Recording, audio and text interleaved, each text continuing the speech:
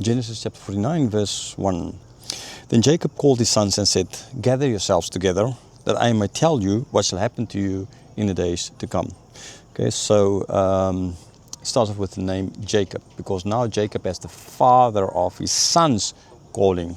We're going to see a different usage of his name soon, okay? But as the father of his sons, he's calling. He's now not speaking here as the leader of the tribe, but as the father of his 12 sons. And that as well, then why he's used Jacob. This is now not because he's a deceiver, and when he's used the word Jacob, then he's showing back towards the fact that he's a deceiver, right? Like in the Psalms, he does all the time, and in some other books as well.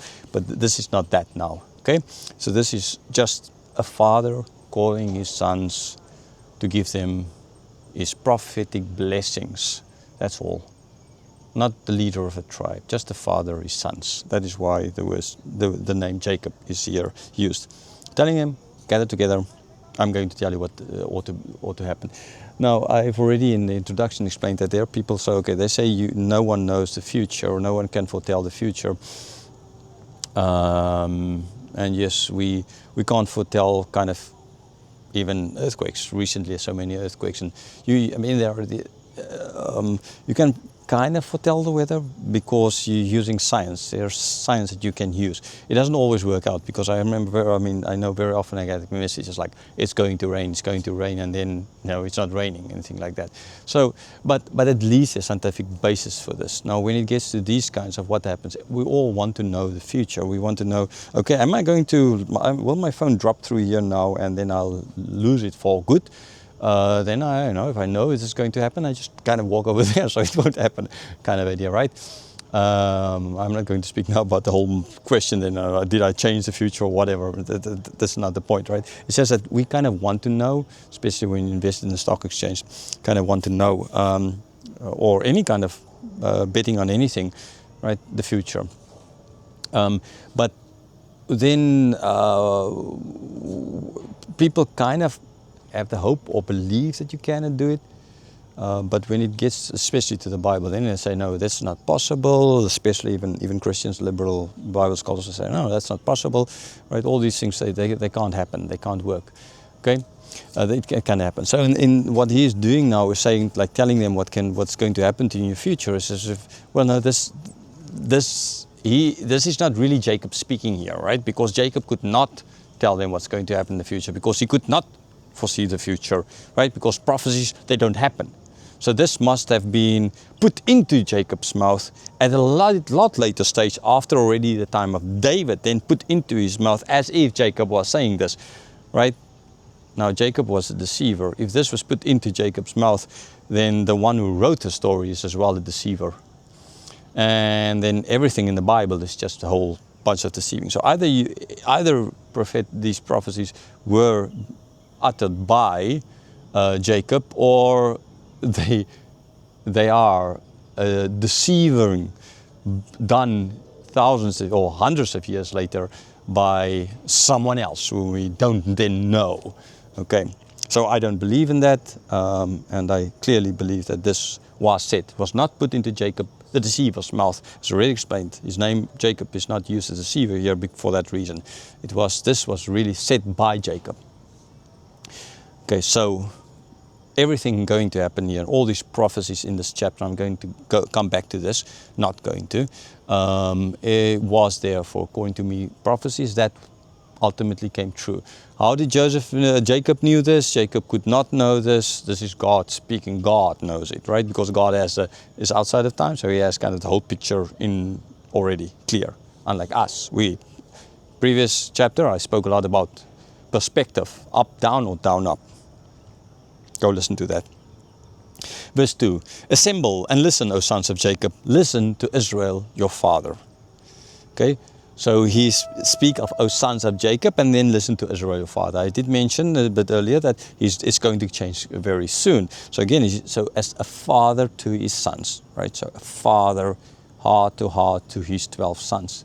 But then immediately as well, a realization of what he is going to say is not just for his 12 sons, but for their descendants and their descendants, for the whole tribe of Israel.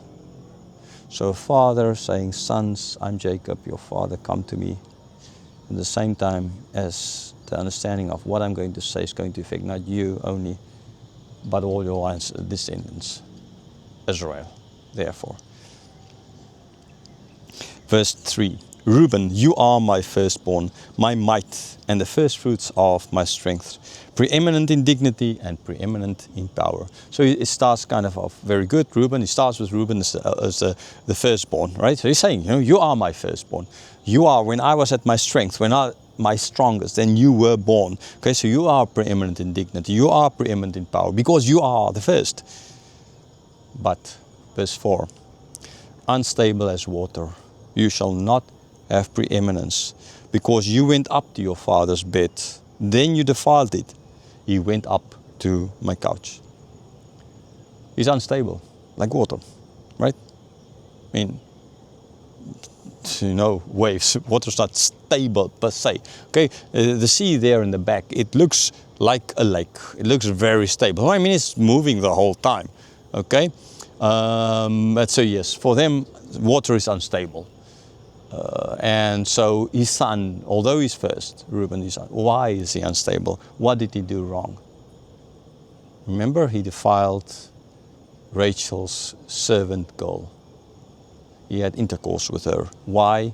Because ultimately of his hatred towards Rachel, towards Joseph, towards Benjamin. Okay, we've seen that.